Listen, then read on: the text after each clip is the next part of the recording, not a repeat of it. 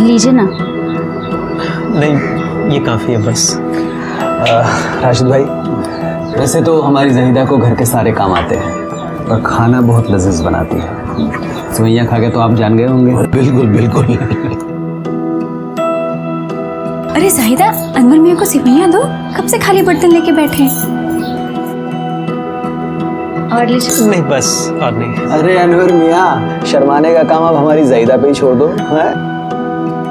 शर्माओ मत, ले लो और जल्दी से निकाह को हाँ कर दो।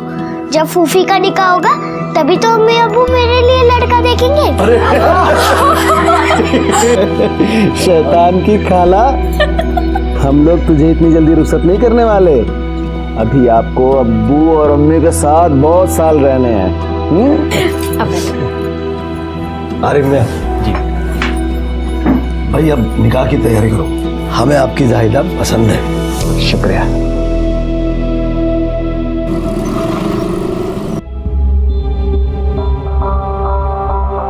कैसा है? हाँ, ये पकड़ 2 दिन का एडवांस, चाबी दे रूम की। ये लो भाईजान। अब भाईजान, वो आईडी भी लगेगा ना? आजकल मामला बहुत ही स्ट्रिक्ट हो गया है। ये ले। भाईजान, ये लोग रहने वाले हैं ना, तो इनका आईडी लगेगा ना?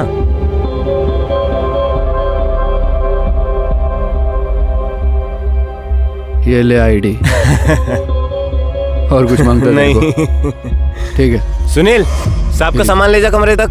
आप लोग आराम कीजिए, नहाइए धोइए, अपन गाड़ी का इंतजाम करके आता है। शुक्रिया।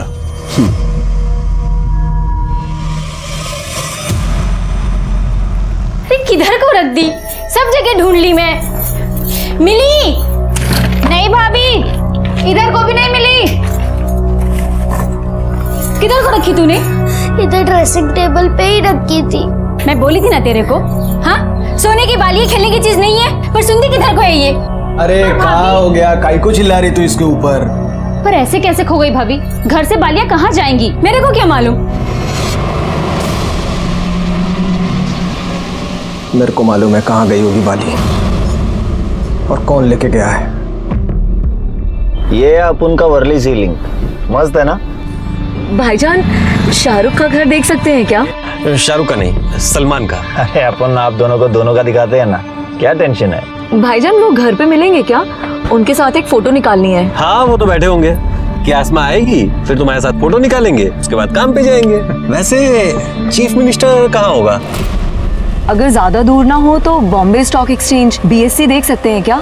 बहुत सुना है उसके बारे में। आप जो बोलो दिखाता हूँ ना मैं आपको, टेंशन मतलब आप लोग। वैसे पासपोर्ट ऑफिस भी इधर ही है ना? मुंबई में पासपोर्ट ऑफिस हर जगह है अभी, तो आप जहाँ बोलोगे अपन लेके जाएगा ना आप लोगों को, क्या टेंशन।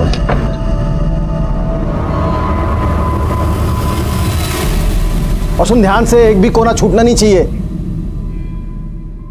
अरे सुनिए ना, बहुत घबराहट हो रही है। काहे को? परसों निकाह है और सारे पैसे खत्म है, कैसे करेंगे? सब इंतजाम हो जाएगा, कुछ पैसे हैं मेरे पास। कहीं को टेंशन ले रही है? अगर पैसे कम होंगे ना तो गाड़ी बेच देंगे, दोबारा आ जाएगी। ज़ाहिदा का निकाह कौन सा बार बार होने वाला है? तो जा अपना काम दे, जा जा।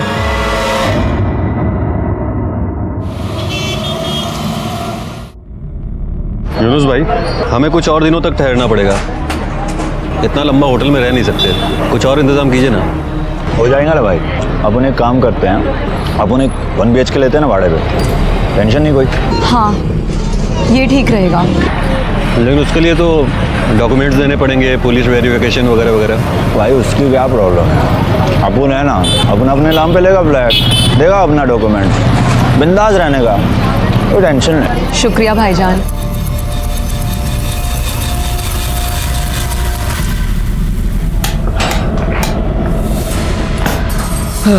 ये है घर, देखिए। शुक्रिया, अल्लाह हाफिज। अल्लाह हाफिज।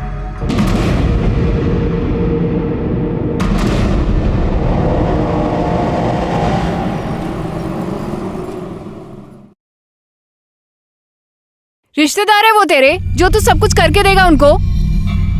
पहले होटल में कमरा लेके दिया अपने नाम पे, अब भाड़े पे फ्लैट दिला रहा है, वो भी अपने नाम पे।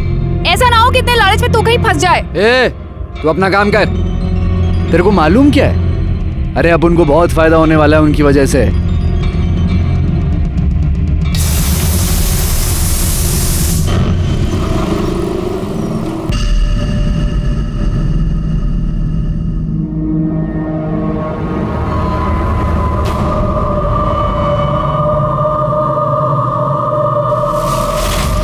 अल्लाह हाफिज।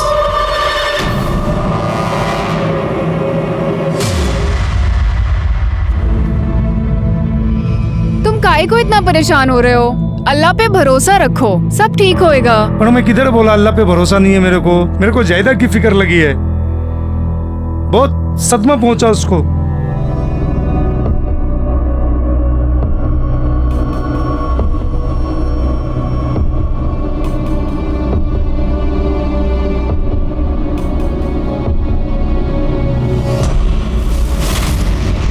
तुम देखना, वक्त के साथ सब ठीक हो जाएगा और जाहिदा भी संभल जाएगी।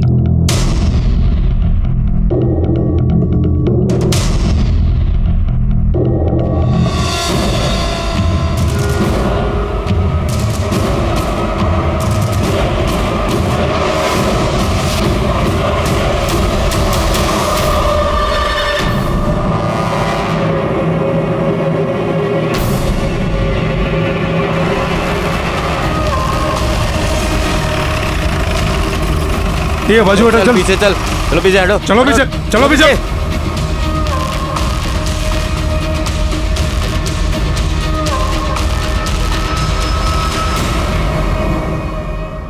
शिरके, आसपास सीसीटीवी है क्या? देखो इकडे बघा का संपर्ता का। किसी ने कुछ देखा था क्या? सर, जब मैं उधर से आ रहा था ना तो मैंने एक ट्रक देखा, बहुत तेजी से जा रहा था, और जब मैंने यहाँ आकर देखा तो एक्सीडेंट हुआ था और ये दोनों ऐसे ही पड़े थे। ट्रक का नंबर देखा? नहीं सर, एक्चुअली मैंने ही ध्यान नहीं दिया। मुझे लगा इनकी हेल्प करनी चाहिए और इसलिए मैं यहाँ पर आया तो ये लोग मरे पड़े थे, और फिर मैंने ही सर आपको कॉल किया। सर, इस रोड पे कहीं भी कोई सीसीटीवी नहीं है। अरे रोड जहाँ से शुरू होता है वहाँ तो रहेगा सीसीटीवी। दोनों साइड चेक करो रोड के। वो ट्रक को पकड़ना जरूरी है शहर से बाहर जाने के पहले। ठीक है सर। सर ये 2 फोन मिले, बुरी तरह टूट गए। ये देखिए, ये ड्राइविंग लाइसेंस मिला है, इसके ऊपर आरिफ बेग बोल के नाम है और कपूसवाड़ी का एड्रेस है। सर ये औरत का कोई आईडी प्रूफ नहीं मिला। इसका भी पता चल जाएगा। इसके फैमिली वालों को बुलाओ आइडेंटिफिकेशन के लिए। सर ये देखिए, ये क्राइम लोकेशन के 200 मीटर पहले लगे हुए सीसीटीवी कैमरे की फुटेज है। यहाँ पे बाइक के पीछे ट्रक जा रहा है। और सर ये देखिए, ये क्राइम लोकेशन के 100 मीटर बाद का सीसीटीवी फुटेज है। इसमें ट्रक काफी तेजी से पास होता दिख रहा है। पॉज करो, ये ट्रक के नंबर प्लेट पे जूम करो। शिरके, ये नंबर हर पुलिस स्टेशन में सर्कुलेट कर दो, नाकाबंदी करो। ये ट्रक शहर से बाहर नहीं जाना चाहिए। ठीक है सर। सर मैंने आरिफ के फैमिली को कांटेक्ट किया, वहाँ से एक चौंका देने वाली खबर मालूम पड़ी। क्या? साइड हो चलिए साइड, चलिए साइड, चलिए साइड। साहब अंदर अंदर है। बॉडी को सबसे पहले किसने देखा था? सर अनम ने। मत रो बच्ची, सब ठीक हो जाएगा। मत रो, मत रो। आप कौन हैं? साहब, मैं यास्मीन शेख, मैं इनकी पड़ोसन हूँ। जाहिदा इसकी खाला थी। इसने जब जाहिदा को लटकते हुए देखा तो बहुत जोर से चिल्लाई। तो मैं भागकर आई देखने के लिए कि क्या हुआ। तो मैंने देखा कि जाहिदा लटकी हुई थी साहब। इसके अलावा घर पे और कौन कौन था? अभी तो फिलहाल ये दोनों ही हैं। आरिफ भाई और शबाना तो निकाह में गए हैं, शाम को आने वाले थे। और अब वो भी।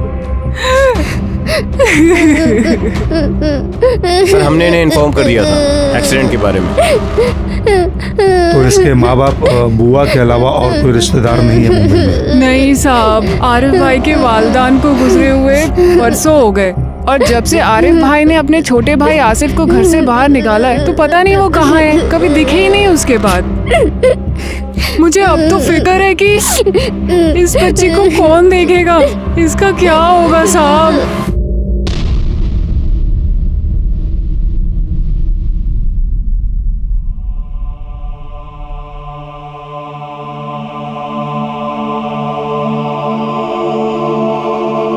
जब तक इसके रहने का इंतजाम नहीं होता यहीं रहने दो इसे। Okay sir. कुछ खिलाओ इसको। चलो बेटा। जाओ बेटा आंटी के साथ। परिवार की मौत से बड़ा सदमा लगा है सर इसे। सदमा तो लगेगा ही शिर्के। 1 घंटे में पूरा परिवार खत्म हो गया। इसने अपने बुआ को सामने लटकते हुए देखा है।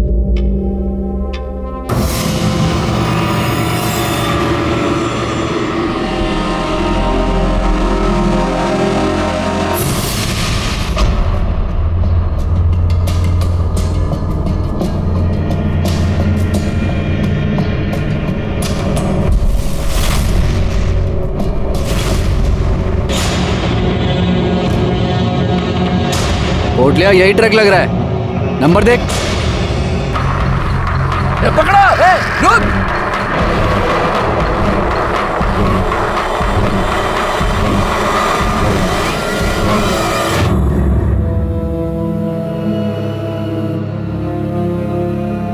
आंटी ने बताया तुमने खाना नहीं खाया।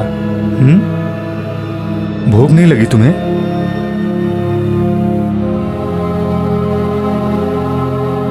मुझे तो बहुत भूख लगी है।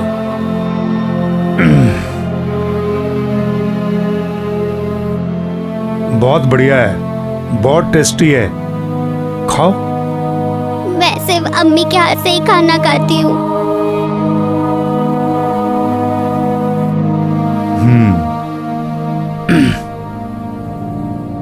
तो तुम्हारी अम्मी को बहुत बुरा लग रहा होगा क्योंकि तुम्हें भूख लगी है और तुम्हें खिलाने के लिए वो यहाँ नहीं है। अच्छा मुझे एक बात बताओ, तुम्हारी अम्मी ऐसा कुछ काम करती थी जिससे तुम्हें बुरा लगे? नहीं ना? फिर तुम्हें भी ऐसा काम नहीं करना चाहिए जिससे अम्मी को बुरा लगे। अगर तुम खाना नहीं खाओगी तो अम्मी को बुरा लगेगा, तुम खाना खाओगी तो अम्मी को अच्छा लगेगा। खाओ बेटा।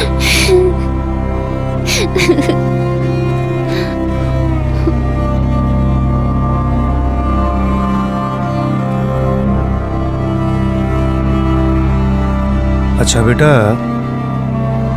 तुम्हारे आसिफ चाचू कहाँ हैं? आसिफ चाचू बहुत बुरे हैं। खाला बोलती थी कि वो नशा करते हैं और इसीलिए वो घर से सामान चुराते थे। और एक दिन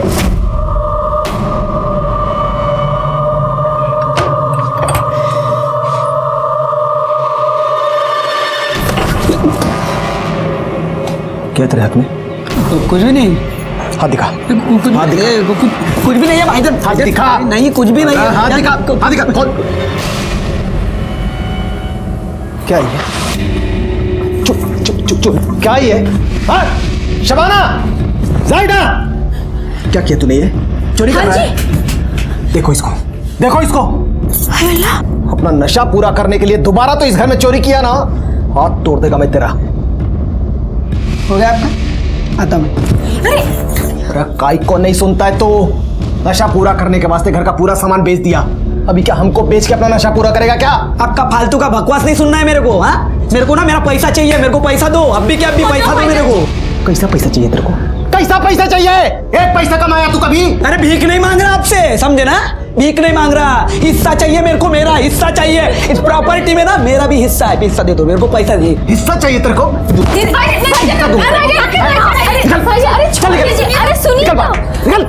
चल निकल यहाँ से।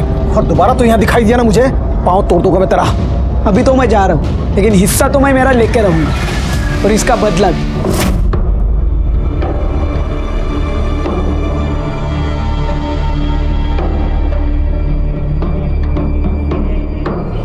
जरा कहीं नवीन कपड़े क्यों दे?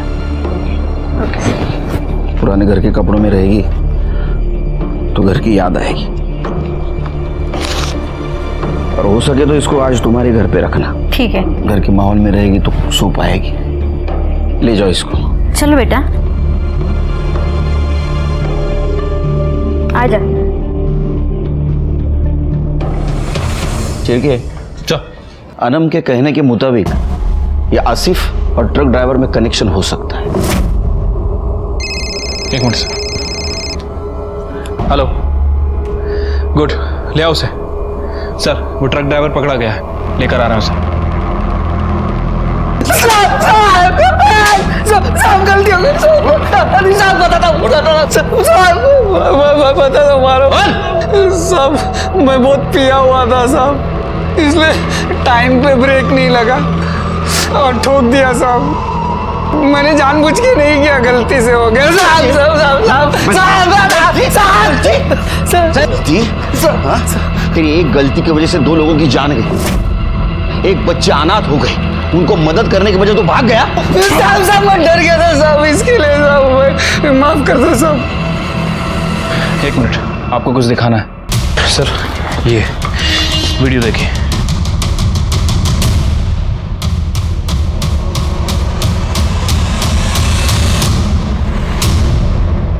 मतलब ये एक्सीडेंट नहीं, मर्डर है। ये बरकत अली झूठ बोल रहा है। तोड़ तेरा तोड़। अब अगर झूठ बोलेगा ना तो तेरे ऊपर से ट्रक लेके जाऊंगा, और गलती से नहीं, जानबूझ के, समझा? सच बता, सच बता। सब 50,000 रुपया मिले थे उनको मारने के लिए। किसने दिए थे पैसे? साहब मालूम नहीं साहब, उसने नाम नहीं बताया, दादर के ब्रिज पे मिलने बोला था, और साहब उसने पैसा दिया और बोला कि बाद में बताता हूँ क्या करना है। शक्ल कैसी दिखती थी उसकी? कैसा दिखता था वो? साहब याद नहीं साहब, मैं सिर्फ एक ही बार मिला था साहब। उसके बाद साहब उसने फोन किया, बोला एनजी रोड पे तैयार रहना, ब्लैक बाइक आएगी, उसमें मुस्लिम जोड़ा है, उनको साहब उसमें एक औरत है बुर्का पहन के, उनको उड़ाना है। शिरके, इसको कुत्ते के जैसा मारो, सिर्फ ध्यान रखो ये मरना नहीं चाहिए।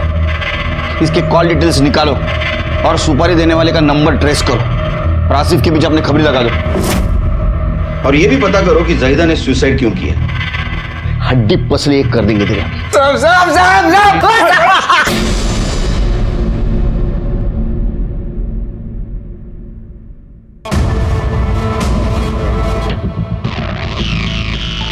क्या बता सकते हैं कि ऐसा क्या हुआ कि जाहिदा ने सुसाइड कर लिया, या फिर ऐसा है कि किसी ने जाहिदा का मर्डर किया?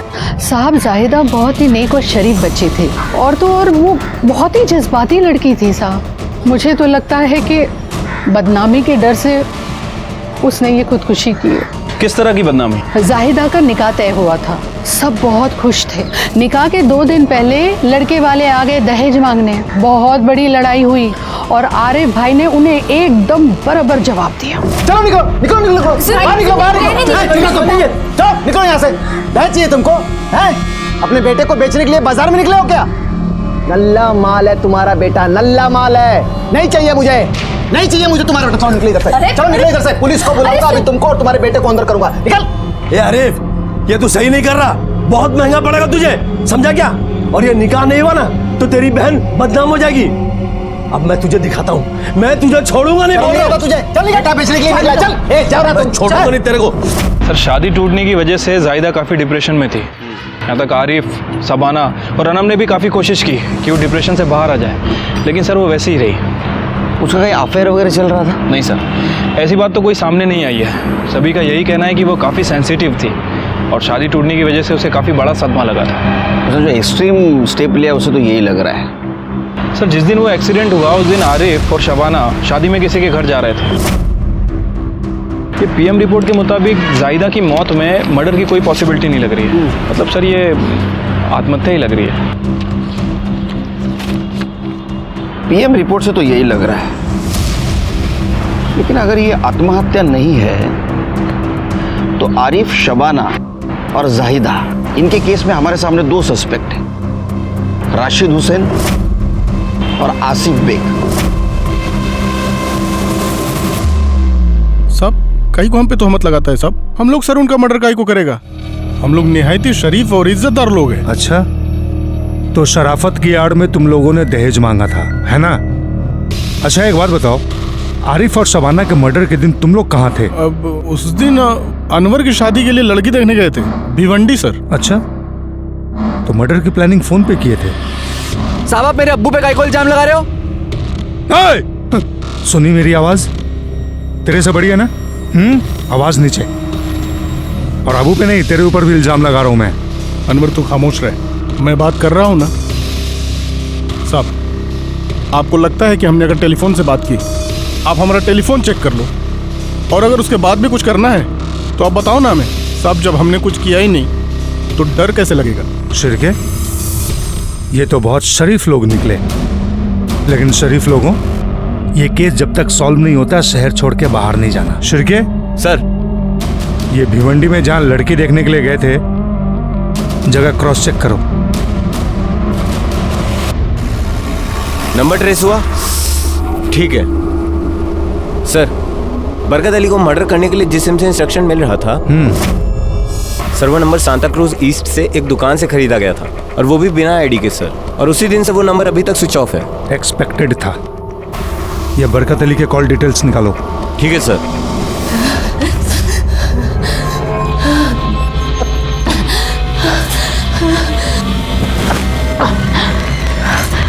सर, वो राशिद हुसैन सच बोल रहा था सर। वो भिवंडी में लड़की देखने गया था। ये देखिए। अच्छा, वो वीडियो किसने अपलोड किया, पता चला? यस सर, उस लड़के का नाम मनोज जोशी है और वो फिल्म मेकिंग का कोर्स कर रहा है। सर, उसने अपने प्रोजेक्ट के लिए सनसेट, ट्रैफिक सिग्नल, इन सब चीज़ों को कैप्चर कर रहा था। उसी में ये एक्सीडेंट भी कैप्चर हो गया सर। मैंने उससे बात की है। उसका कहना है कि अगर इन्वेस्टिगेशन में उसकी किसी तरह से ज़रूरत पड़े तो वो कॉपरेट करने के लिए तैयार है। और उस सिम का क्या हुआ? सर, बरकत अली को जिस सुपारी किलर का कॉल आया था, मैंने उस सिम के डीलर से बात की है। सर, उसका कहना है कि वो सिम हुसैन फैमिली में से किसी ने नहीं खरीदा था। और सर, हुसैन फैमिली के कॉल रिकॉर्ड के हिसाब से दोपहर 2 बजे से शाम के 6 बजे तक भिवंडी में ही थे। उनके रिकॉर्ड में कुछ भी सस्पिशियस नहीं मिला है। तो इसका मतलब हमारे सामने जो सस्पेक्ट है उसमें से बचा आसिफ बेग। वो है कहाँ?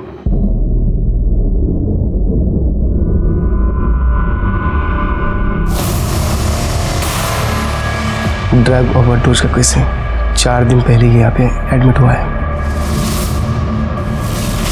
Good job Karde. शिरके, करडे के साथ सिटी हॉस्पिटल जाओ। सब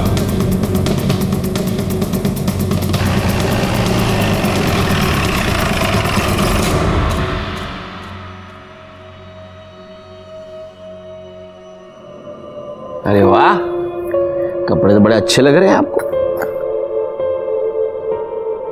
अंकल, ज्यादा शक्कर अच्छी नहीं होती। हम लोगों ने स्कूल में भी ये पढ़ा है।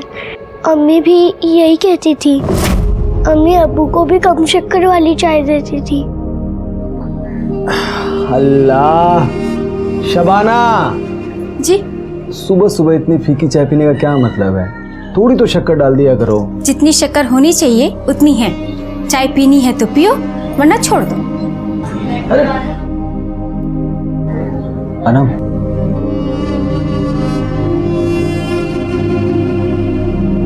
बेटा थोड़ी सी ना शक्कर लेके आ, इसमें शक्कर बहुत कम है। शक्कर चाहिए आपको? हाँ। मिल गई शक्कर? अरे क्यों, मिल गई ना चीनी? अच्छा, अम्मी की चमची शक्कर मांग रहा हो तो चुम्मी दे रही है तू।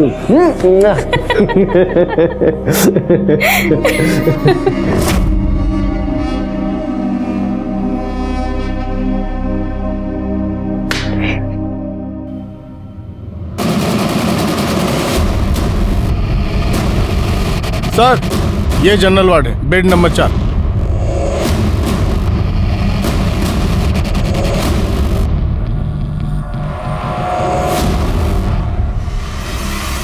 एक मिनट सुनना।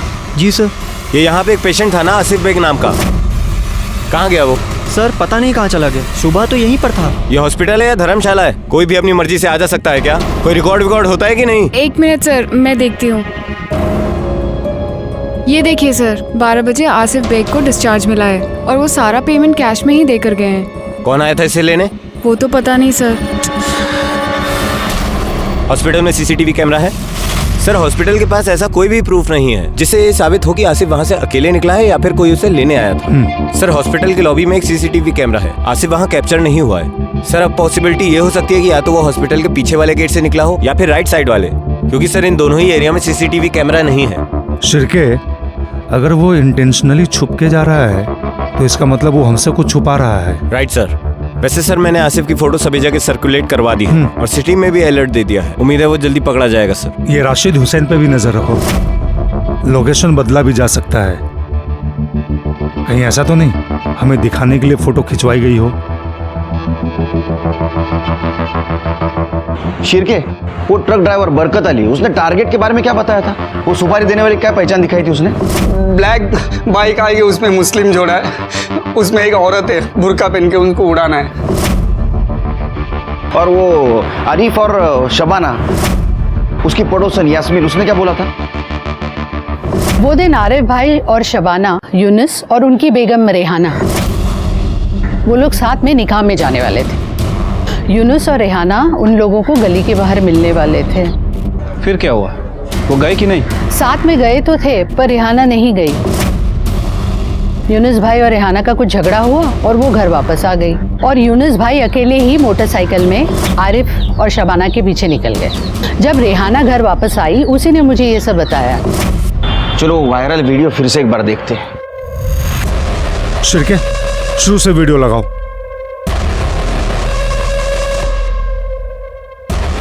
पॉज करो। उसको फिर से पहले से थोड़ा।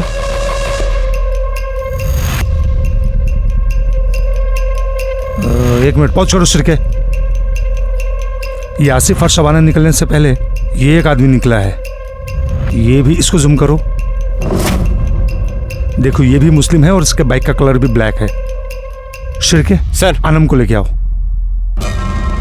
बेटा ये देख रहे हो बाइक पे, ये कौन है जानती हो? अंकल, ये यूनुस चाचू हैं, अब्बा के दोस्त। यूनुस को लेके आओ। ये पकड़ 1 लाख रुपए, अभी काम मेरे को जल्दी मांगता है। हेलो, मैं कर रहा, हो जाएगा, जल्दी हो जाएगा, मैं कर रहा। मैम, यूनुस भाई आपके घर पे पुलिस आई है।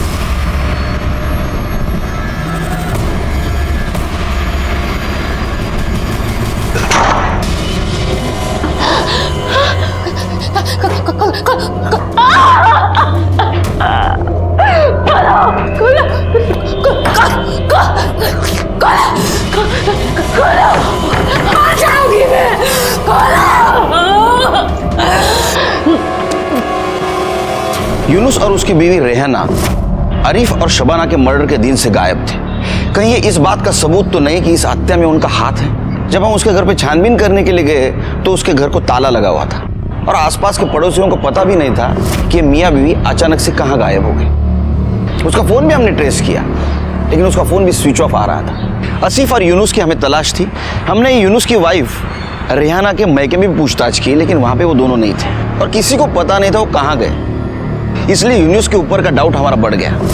अनम से एक बात पता चली कि यूनुस ने 1 हफ्ते के लिए आरिफ की कार रेंट पे ली थी किसी टूरिस्ट को घुमाने के लिए। तो हो सकता है उसने होटल भी लिया होगा रेंट से और वो भी इसी एरिया में। तो हमने इस एरिया के सारे होटल छान मारना शुरू कर दिए।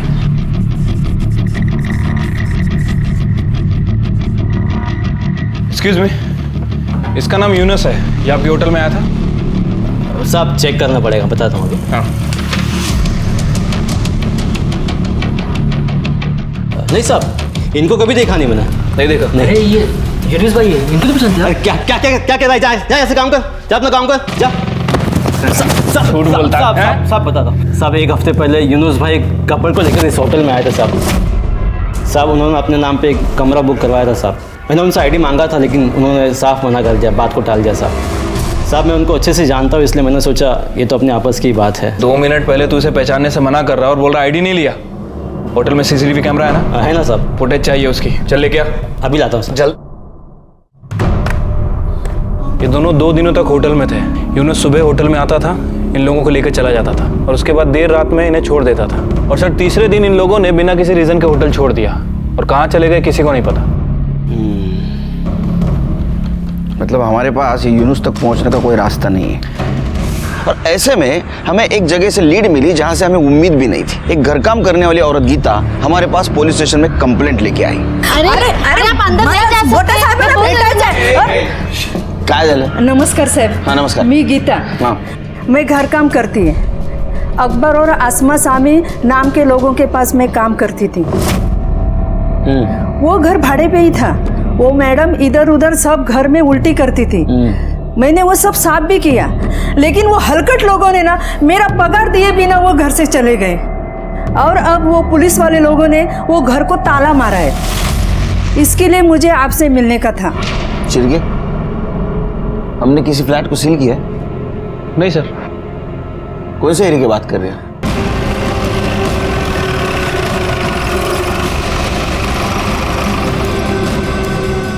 सर हे घर है.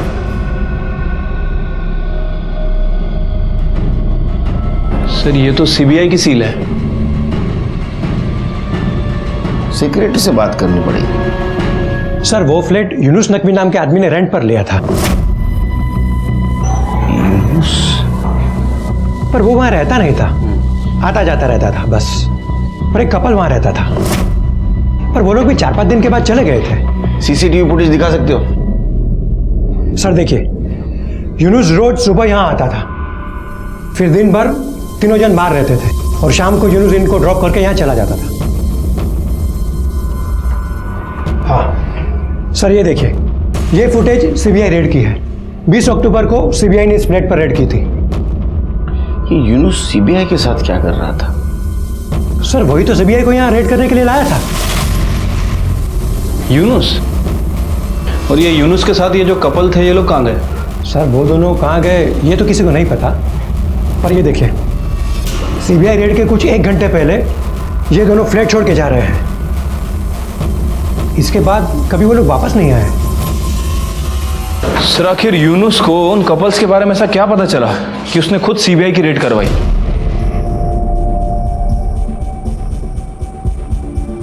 नमस्ते Deshmukh sir. Senior inspector Sunil Kelkar. Hello. PSI Shirke. Hello. Hello. बैठिए ना सर. Thank you sir. बताइए. यूनुस नकवी के बारे में बात करनी थी, उस सील्ड फ्लैट के रिलेटेड. यूनुस? यूनुस तो हमारा खबरी है. वो एक बांग्लादेशी टूरिस्ट कपल है, अकबर और आसमा. उनको मुंबई दिखा रहा था. मतलब फिल्म स्टार्स के घर, सीएम ऑफिस, स्टॉक एक्सचेंज वगैरह वगैरह. तो जब वो होटल से फ्लैट में शिफ्ट हो गए, तब उसने एक्सीडेंटली एक दिन उनकी बातें सुन ली. तब उसे पता चला कि वो मुंबई पर अटैक करने की बात कर रहे थे. जी जनाब, बस यही तय करना है कि टारगेट कहाँ हो, जहाँ ज्यादा से ज्यादा लोग हों, ज्यादा से ज्यादा नुकसान हो. मैंने पूरा मुंबई देखा. Chief minister house, BSc stock exchange, local stations. मैं उनकी लिस्ट बना रहा हूँ. जैसे उसको पता चला कि वो टूरिस्ट नहीं, तो उसने फौरन हमें इन्फॉर्म कर दिया. हमने उस फ्लैट पे रेड किया, लेकिन तब तक वो जा चुके थे.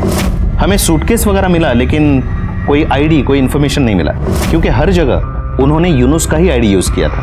वैसे आप यूनुस के बारे में क्यों पूछ रहे हैं? सर हमारे पास एक डबल मर्डर का केस आया था. अच्छा. जिसमें सेम कलर के बाइक पे, सेम टाइम पे 2 अलग अलग कपल सेम डेस्टिनेशन पे जाने वाले थे. ट्रक ड्राइवर को ब्लैक कलर के बाइक पे बैठे हुए मुस्लिम कपल को मारने की सुपारी दी गई थी. सब 50,000 रुपया मिले थे उनको मारने के लिए. यूनुस अपने वाइफ को लेके जाने वाला था बाइक पर, लेकिन आइन टाइम पे उसके वाइफ के साथ झगड़ा हो गया, इसलिए वो अकेला चला गया और सुपारी किलर ने वो दूसरे कपल का मर्डर कर दिया. ओह, अब आप कह रहे हैं कि यूनुस आपका इन्फॉर्मर था, तो ऐसा हो सकता है सुपारी किलर ट्रक ड्राइवर का टारगेट यूनुस था, आरिफ और शबाना ने. हो सकता है अकबर सामी ने खुद को बचाने के लिए यूनुस की सुपारी दी. हम इन्वेस्टिगेशन कर रहे हैं. हमें लग रहा है कि इस सामी कपल के साथ कुछ लोकल लोग भी इन्वॉल्व हैं, लेकिन हमें अब तक कोई क्लू नहीं मिला है. अच्छा. यूनुस ने हमें बताया कि उनके पास एक सैटेलाइट फोन भी था, जिसे ट्रेस करने की कोशिश की, लेकिन वो फोन ऑफ आ रहा है. सर इसका मतलब मुंबई पर कोई बहुत बड़ा अटैक होने वाला है. इसलिए अच्छा होगा कि हम लोग आपस में इंफॉर्मेशन शेयर करें, ताकि इस अटैक से बचा जा सके. Yes sir. बिल्डिंग के सेक्रेटरी ने हमें बताया था कि 20 अक्टूबर को अकबर और आसमा दोनों निकले थे. मतलब आरिफ और शबाना के मर्डर के 2 दिन पहले. शायद अकबर को ये पता चल गया होगा कि यूनुस ने सीबीआई वालों को कांटेक्ट किया है, इसलिए उसने बरकत अली नाम के ट्रक ड्राइवर को हायर किया यूनुस और रेहाना को मारने के लिए. और लेकिन गलती से उसने मार दिया आरिफ और शबाना को. लेकिन ये अकबर है कहाँ? सर मुझे लगता है कि हमें इन तीनों को जल्दी से जल्दी पकड़ना चाहिए. क्योंकि ये जो यूनुस है ये पूरी तरह से इनोसेंट नहीं है सर। उसके बैंक डिटेल्स पे नजर रखो, ट्रांजैक्शन होता है तो उसको हम पकड़ सकते हैं। और ये गीता कामवारी बोल रही थी आसमा बीमार है। वो मैडम इधर उधर सब घर में उल्टी करती थी। तो किसी हॉस्पिटल में भी उसको ट्रीटमेंट के लिए लेके गया होगा, वो भी चेक करो।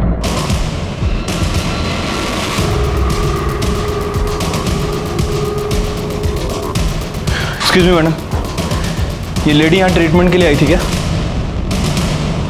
हाँ सर, मैंने इन्हें देखा है, ये यहाँ पर अपनी ट्रीटमेंट के लिए आई थी। सर बोलो सर, जिस दिन सीबीआई ने सामी कपल्स के घर पर रेड मारी थी सर, उसके कुछ घंटे पहले आसमा अपने फूड पॉइजनिंग के ट्रीटमेंट के लिए सकीना हॉस्पिटल में एडमिट हुई थी। सर उसकी कंडीशन काफ़ी क्रिटिकल थी, लेकिन अकबर ने वहाँ से उसे ज़बरदस्ती डिस्चार्ज करा लिया। सर डॉक्टर ने उसे मना भी किया, लेकिन वो माना नहीं। इसका मतलब है उसको सीबीआई के रेड की खबर लगी थी, वहां से निकले तो गए कहां?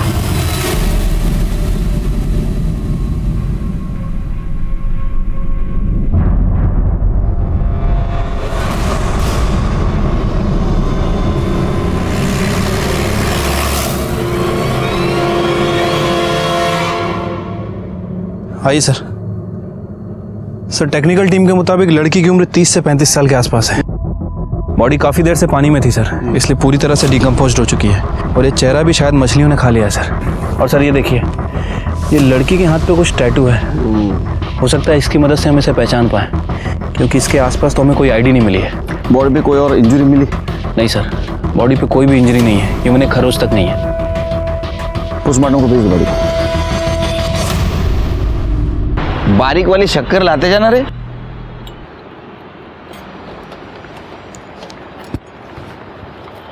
सर पिछले 4 दिनों में यूनुस ने खेरवाड़ी पुलिस स्टेशन के अलग अलग एरिया से तकरीबन 1 लाख रुपए विड्रॉल किए हैं। हाँ, और सर ये सभी एटीएम्स खेरवाड़ी एरिया में। सर पूरी पॉसिबिलिटी हो सकती है कि यूनुस खेरवाड़ी एरिया में छुपा हो सकता है। सर मैंने अपनी टीम को सिविल ड्रेसेस में वहाँ पे तैनात कर दिया है, और सर बैंक एम्प्लॉयज़ को भी कह दिया है कि जैसे ही वो पैसे विड्रॉल करें हमें इन्फॉर्म करें। गुड जॉब शिरकी, अब यूनुस जल्दी हमारे हाथ में आ जाएगा। एक मिनट सर। हेलो, ठीक है सर, यूनुस खेरवाड़ी एटीएम से पैसे विड्रॉल कर रहा है। लेट्स गो, चलो हम हो रहे।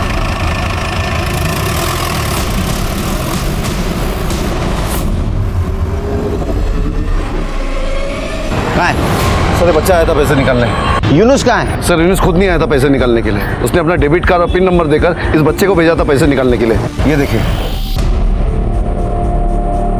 बेटा ये डेबिट कार्ड किसने दिया आपको? मुर्गी वाली आंटी बोली थी अगर मैं पैसे निकाल के दूंगा तो वो मेरे को 100 रुपए का इनाम देगी। मुर्गी वाली आंटी? उनने बोला था कि चौराहे पे आना। चौराहे पे? ये पकड़ो, इसको चौराहे पे जाने दो। शिरके इसके ऊपर नजर रखो, वो बच्चे से पैसे लेने जरूर आएगी, बच के नहीं जानी चाहिए।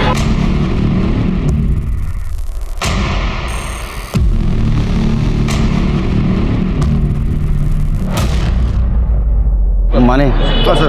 बुरखे वाली आई।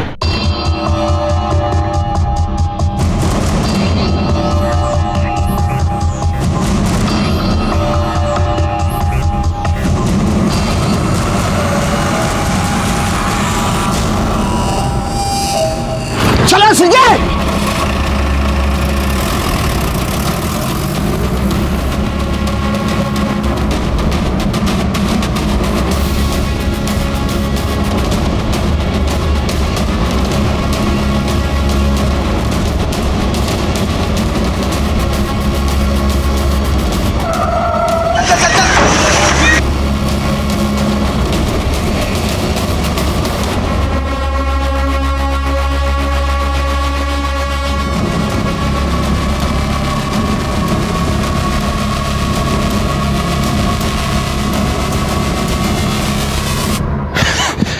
सर यहाँ तो डेड एंड है। इन्हीं में से किसी घर में होगा, हर घर चेक करो। माने उधर कॉर्नर पे रुको।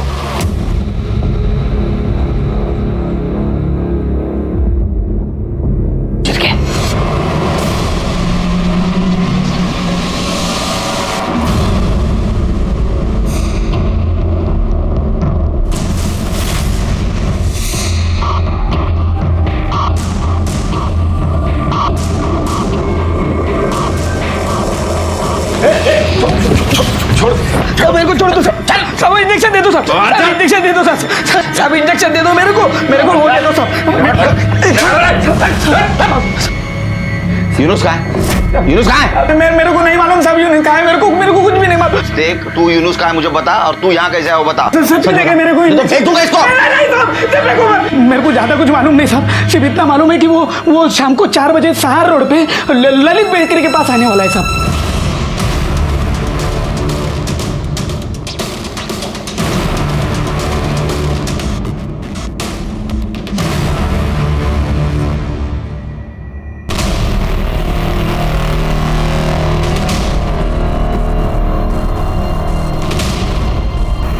रुक, गोली मार दूंगा, रुक।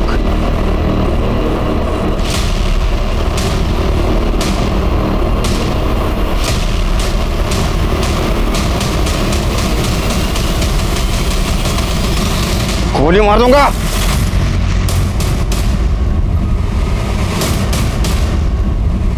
गाड़ी साइड में ले, चल बाहर। कहाँ भाग रहा था रे? कौन कौन है गाड़ी में? बाहर निकालो उसको। बैंक में से कुछ कैश और इन दोनों हस्बैंड वाइफ के नाम का इंडियन फेक पासपोर्ट मिला है। ये सब कुछ तेरे कारण हुआ है। लेके चलो इनको सबको, चल। साहब ने सीबीआई को खबर किया तो इसको और आसमा को भागना पड़ा साहब, जिसमें आसमा मर गई साहब। तभी इसने अपन की बीवी रेहाना का किडनैप किया और मेरे को ब्लैकमेल करने लगा। बोला कि जाली पासपोर्ट निकाल के दे, नहीं निकाल के देगा तो तेरी बीवी का कत्ल कर देगा। आरिफ और शबाना की सुपारी क्यों दी थी? सुपारी तो साहब अपन की और रेहाना की दी गई थी। वो लोग तो ड्राइवर ने गलती से मार दिया उन दोनों को। किसने दी थी सुपारी? लैंड माफिया का राजन ढोलकिया साहब, वही मेरे को इन लोगों से मिलवाया साहब। उसको लगता है अपन सीबीआई के सामने उसका नाम भी उगल देगा, क्योंकि राजन ढोलकिया इन लोगों का मुंबई का कॉन्टैक्ट है साहब। बस इतना ही? और कुछ बोलना चाहता है तू? जिसके लिए अपन राजन ढोलकिया से एक बहुत बड़ी डील की साहब। क्या डील थी? अपन को 1 लाख रुपया दिया मुंह बंद रखने के लिए। तब अल्लाह का सब, जिस दिन अपन को मालूम पड़ा ना कि ये लोग टेररिस्ट है साहब, अपन सीधा सीबीआई के पास चला गया साहब। सब बोल रहे हैं। बोल, तू बोल। मैं तो ऐसी जगह पे भेज दूंगा ना जहाँ पासपोर्ट की जरूरत भी नहीं। 50 को 1 कम है सिर्फ। बोल साहब। आसमा को अस्पताल में भर्ती करवाने के बाद फारिग होके मैं घर पहुंचा। सीबीआई की रेड पड़ी हुई थी साहब, और ये यूनुस घर के बाहर खड़ा हुआ था, बहुत बेफिक्र लग रहा था। मैं समझ गया कि सीबीआई वालों को यही लेके आया होगा। मैं हॉस्पिटल जाकर आसमा को डिस्चार्ज करवाया, पर बीमारी के कारण उसका इंतकाल हो गया। लाश को दफनाने की सूरत नहीं थी, इसलिए मैंने उसकी लाश को नाले में फेंक दिया सर।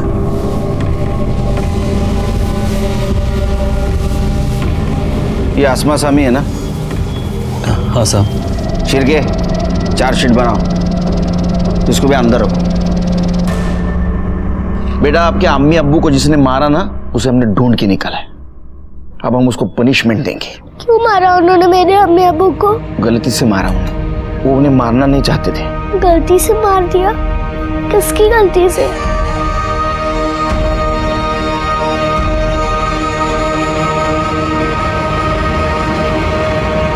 लैंड और ड्रग माफिया राजन ढोलकिया को आरिफ और शबाना के मर्डर केस में अरेस्ट कर लिया गया। उसने ये भी कन्फेस किया कि वो यूनुस को मारना चाहता था, क्योंकि यूनुस ने उससे पैसे लिए थे, लेकिन फिर भी उसने सीबीआई को इन्फॉर्म किया था। अकबर को बांग्लादेश डिपोर्ट किया गया और कंसर्न पर्सन को सौंप दिया गया। सिंपल से लगने वाला ये हिट एंड रन का केस मुंबई में बहुत बड़े अटैक से जुड़ा हुआ निकला, लेकिन यूनुस की देश के प्रति जिम्मेदारी और समझ और सीबीआई की इमीडिएट एक्शन की वजह से ये नाकाम हो गया। इसी के साथ मैं सीनियर इंस्पेक्टर सुनील केलकर आप सबसे विदा लेता हूं। फिर मिलेंगे क्राइम पेट्रोल 10 तक के अगले भाग में। तब तक के लिए सतर्क रहिए, तो देखते रहिए क्राइम पेट्रोल 10 तक। मकसद बताना नहीं, बचाना है। जय हिंद।